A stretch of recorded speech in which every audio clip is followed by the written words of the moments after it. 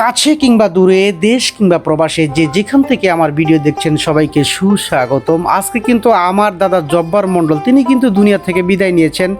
40 দিন হলো। সেই 40 দিন উপলক্ষে কিন্তু আজকে তাকে মানুষ খাওয়ানোর জন্য প্রস্তুতি চলছে, চুলা খোঁড়ার পর্ব চলছে দেখতেই পাচ্ছেন, এবং অপর প্রান্তে ডিস্কি রেডি করা হচ্ছে, যেখানে জামালপুরের ঐতিহ্যবাহী ম্যান্দা তৈরি করা হবে। আমার ভিডিওর সাথেই থাকবেন।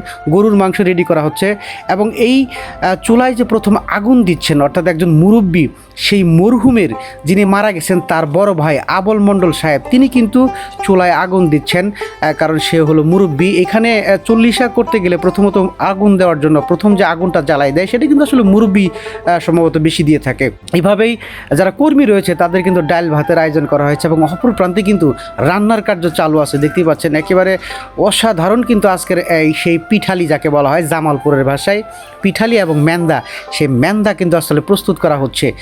আজকের যিনি এই ম্যান্দা তৈরি করছেন একেবারে সুনামধন্য বাবুর্চি, ইনি কিন্তু বাবুর্চি, তার নাম আমজাদ হোসেন। সে অসাধারণ কিন্তু মিল্লি পাকায় দেখতেই পাচ্ছেন। প্রত্যেকটা ডেস্কি থেকে কিন্তু এইভাবে মাংস তুলে তুলে ওইভাবে দিচ্ছেন। কর্মী যারা আছেন তারা কিন্তু আসলে আগুন জ্বালার কাজে ব্যস্ত আছেন। ম্যান্দার বিভিন্ন মশলা দেওয়ার পরে চাউলের গুঁড়া কিন্তু যিনি আসলে পাকাচ্ছেন অর্থাৎ আমজাদ, সে কিন্তু চাউলের গুঁড়া ছিটিয়ে দিচ্ছেন দেখতে পাচ্ছেন। টকবক টকবক করে একেবারে ম্যান্দাটা প্রস্তুত হচ্ছে।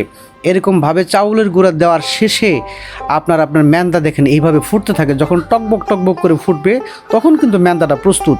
এভাবে ম্যান্দা কিন্তু শেষ। এখন ম্যান্দা ঢাইকে দিতে হবে, সেজন্য আমাকে এবং আমার ছোট ভাইকে বলা হয়েছে যে কলা গাছের পাতা লাগবে। এখন কলা গাছের পাতা কোথায় পাই, তাই সরঞ্জামাদি রেডি করে যে দেখেন কলা গাছের পাতা নিয়ে যাইতেছি। সেটা কিন্তু আসলে ম্যান্দার যে ডেস্কি আছে ডেস্কির উপরে নাকি দিবে। এই যে দেখেন এইভাবে কিন্তু কলার পাতা দিয়ে হেরে সেই যে তৈরি করা ম্যান্দাটা, সেই ম্যান্দাটাকে ঢেকে রাখছে। ঢাকনা দিয়েও ঢেকে রাখতে পারতো। এইভাবে ঢাকলে হয় কি একটু বাতাস গিয়ে ম্যান্দাটা একটু ঠান্ডা হবে। এইভাবে কিন্তু প্রস্তুত করা হয়েছে। এবং আজকে ইনি মনি, তার কিন্তু বাবা, তার বাবার জন্য সবাই দোয়া করবেন, সে 40-এর মানুষ খাওয়াচ্ছে। অপর দিকে কিন্তু ভাত রান্নার কাজ দেখেন। এইভাবে ভাত রান দেয় ওইরকম ছাকনার ভিতরে কিন্তু ঠান্ডা পানি দিয়ে একেবারে একটা জায়গায় স্টক করে রাখতেছি আমরা। এইভাবে কিন্তু ভাত স্টক করে রাখতেছি। অল্প কিছুক্ষণের মধ্যে মানুষ আসা শুরু করবে, এবং মানুষ কিন্তু অলরেডি আসা শুরু করছে।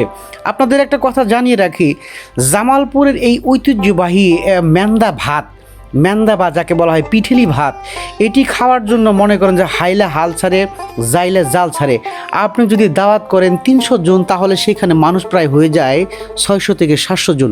আর 300-350 জন প্রায় বিনা দাওয়াতে আসে, কারণ জামালপুরের ম্যান্দা বলে কথা। জামালপুরের মানুষের ম্যান্দার কথা শুনলে তার আর হুঁশ থাকে না। আমরা জামালপুরবাসীরা কিন্তু আসলে দাওয়াত ছাড়াও যদি মানুষ আসে তাহলে বিরক্ত না, খুশি, কারণ সেই ম্যান্দা ভাত খেতে আসছে। এই দেখেন রাস্তা দিয়ে কিন্তু বসে গেছে। সবাই আমার দাদা জব্বার মণ্ডলের জন্য দোয়া করবেন।